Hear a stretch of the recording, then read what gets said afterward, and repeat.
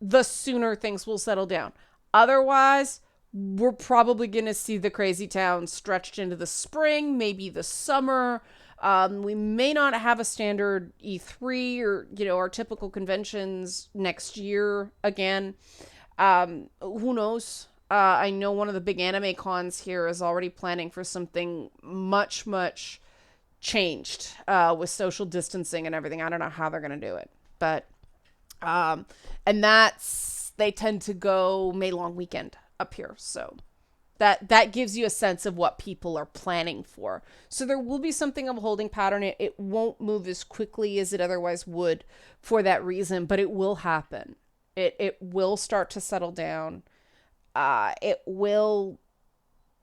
It's already becoming somewhat more sane in that developers are very politely listening to the screeching and combating it better. They're managing their PR better. They're moving on from "you bad this week" things, which is good.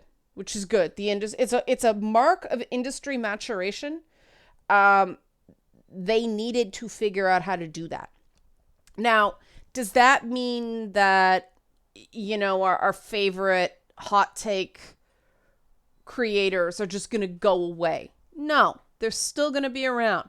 They're just going to be less relevant. And you do have the choice not to read that junk.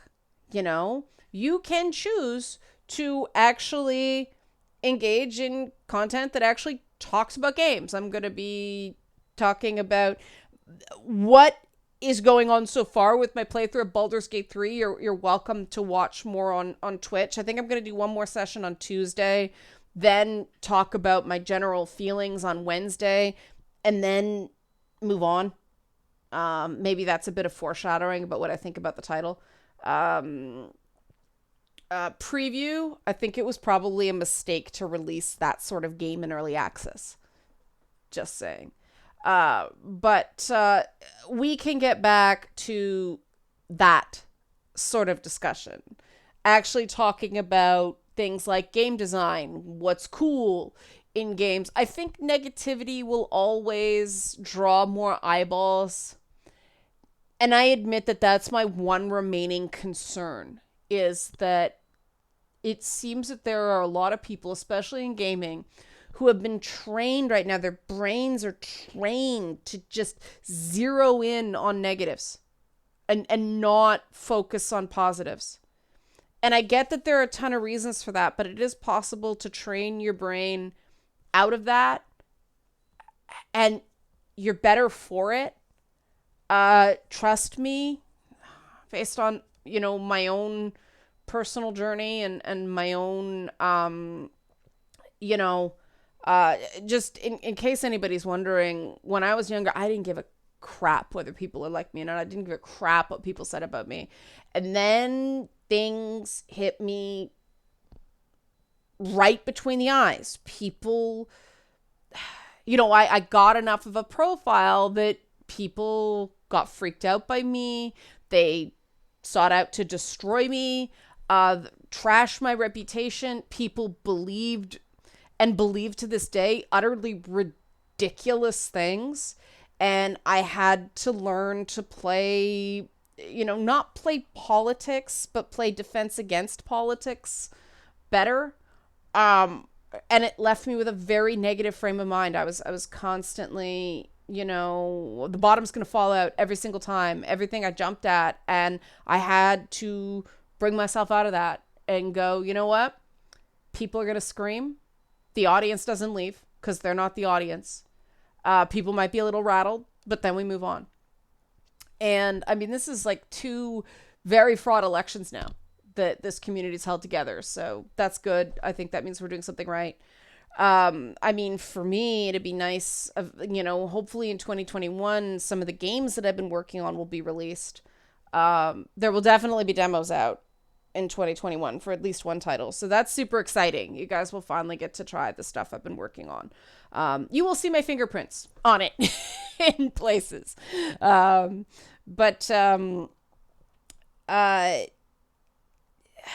think we're coming out of what has been in many, many ways something of a waking nightmare since at least 2014, but going back to really 2012, when all of this extremism started to build in basically Obama's second term. I really think that people thinking that one administration was just going to totally remake America, and the people who, resented Obama's entire existence, and then other people who were super disappointed that, he didn't come in and just punch things till the problem solved like Superman or Batman.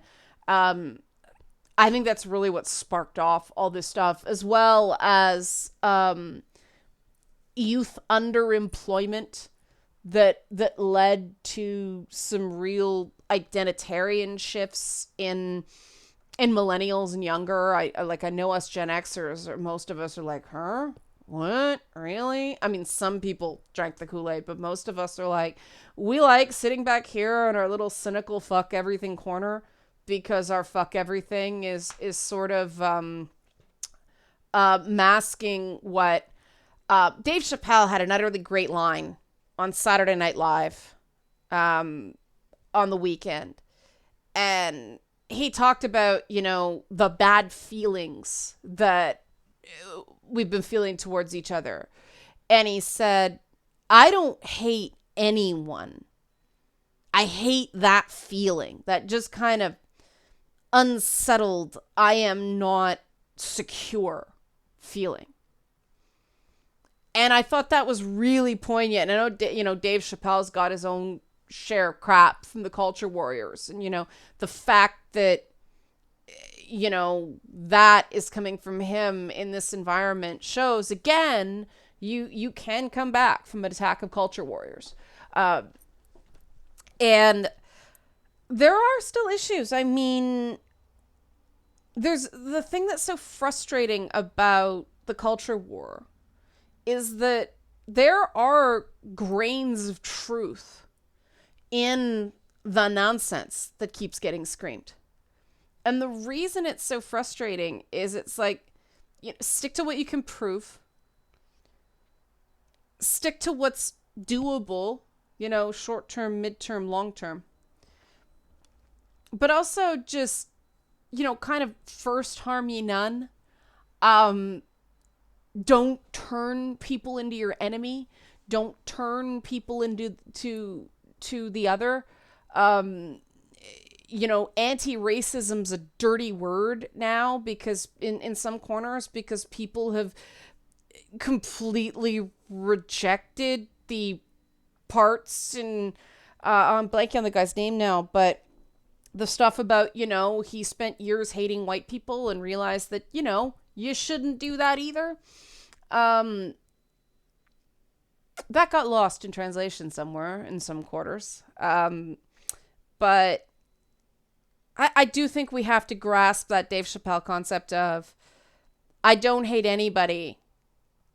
I hate that feeling.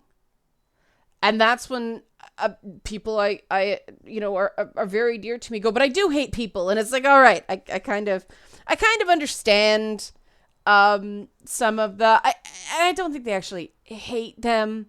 Again, I think that on the internet, often people become embodiments of meaning, human heuristics, for lack of a better term, that, oh, you stand for this, therefore you are my enemy. And you know what? Sometimes people are just complete pieces of garbage. I know people that, yeah, they say all the right things, but I don't believe for a second that they actually want an equal playing field. And then they start saying not really the right things, and they start descending into the nonsense. I think it's going to be easier to weed those people out and go to your corner. Grown-ups are talking. We want to solve problems. The way you do things doesn't solve problems. It creates problems. It creates animosities that didn't previously exist. And that's the last thing we need right now. We had our near decade of animosity in gaming. We're done. We're moving on from that. At least we're beginning to move on from that. And that's really good. Now, it's not going to happen overnight. Again, don't get me wrong. It's going to be a gradual ebb into a greater maturation of community where people aren't jumping at shadows anymore. Because now we've had the angry typers came for me, and you know what? I came through it. Maybe I lost a couple hundred subscribers, but that's not a big deal, right? Maybe a bunch of people will say, I'm never going to buy your game. Guess what? They were never going to buy your game anyway. What I found, if any developers are watching this, based on the various things I have sort of quizzed community about, if people want to buy your game, they will overlook the stuff they're not crazy about. They just need a reason to opt in. Just give them an excuse, right? Just give them something that they can give themselves moral permission so that when someone goes, ew, why did you buy that? They have an answer. That's all people need. That's all the public needs. And it's too bad because there are two or three game franchises I've dropped the last couple of years because they didn't give me an excuse. There are other game companies that now I'm like, I'll defend them. They're moving in the right direction. CD Projekt Red is a shining example of a company. They're still fairly young for a game company. They're still figuring it out. But I sincerely believe that they are trying, that they want to do better. And that's all I need. I just need a company that's interested in going in the right direction. I put Ubisoft in that pile as well. They've had a rough year. People were very badly harmed at that company. It wasn't across the board, but really bad things happened. I really do believe they want to do better. And at the end of the day, that's all anybody can do. And that's the problem with negativity, is the longer you stay in just a negative headspace, but, constantly perseverating on all the things that can go wrong, you're not going to accomplish anything. If I guarantee you, anything we're doing, you can find 20 different reasons to talk yourself out of it. Doesn't get anything cool made. So on that note, I'll do the boss fight update, and then I'll do the Patreon thing, and I'll do the Patreon thing now. If you like that message, help support this channel, become a monthly patron, patreon.com/LanaK. Boss fight update now. Okay, I have done the 2 big makeup characters for boss fight episode 3. There are, I think, 3 more characters to shoot. I've got one new character, the Princess Sparkle Muffin stuff, which will be easy because we've shot that character before. We know the quirks of the costume and whether there's little things that reflect on a green screen and all that fun stuff. And then some Social Justice Warrior pickups, and Social Justice Warrior is the absolute easiest of all the characters to do. I would have done it this weekend, but I need to get my hair cut. My hair will be a different length if I did it. I'm getting my hair cut this week, so it'll be the same length, and then I can shoot that stuff. So then it's into editing. I have already been picking at the editing, but editing on these shows takes a long time. So it will definitely be out mid-December. Possibly sooner. I don't know. I would really like to get it out end of November, beginning of December, episode 3. But it is all going to depend on the footage working out as well as it's been working out so far, and my computer not giving me trouble. There have been some Adobe updates of late that have not gone my way in terms of the functioning of especially Premiere Pro. Importing clips goes bleh, and I have to shut the program down and start it up again every damn time I want to import a new clip, which is very time consuming. But I have started the process of assemble editing. Fortunately, there are more cuts. There's more green screen than I wanted this episode, but not nearly as much green screen as last time. I'm using angles to have the different characters talk to each other more than green screen in this episode. So fingers crossed. And then hopefully I will be able to shoot multiple things for multiple episodes going forward, so it doesn't take quite as long, because the big delays in it are just having the opportunity to actually shoot the content. I can't do it during the week. I only have the weekends, and then like every third, fourth weekend, I'm just so friggin' tired. I can't. So that's what's going on. It is progressing. I think the stuff's funny. Very, very different tone than episode 2. And like I said, I need to do script rewrites to reflect the change in U.S. political situation. Okay, everybody, once again, if you like this content, help support this channel, become a monthly patron, patreon.com/AnnaK. We survived the election. Thanks for watching.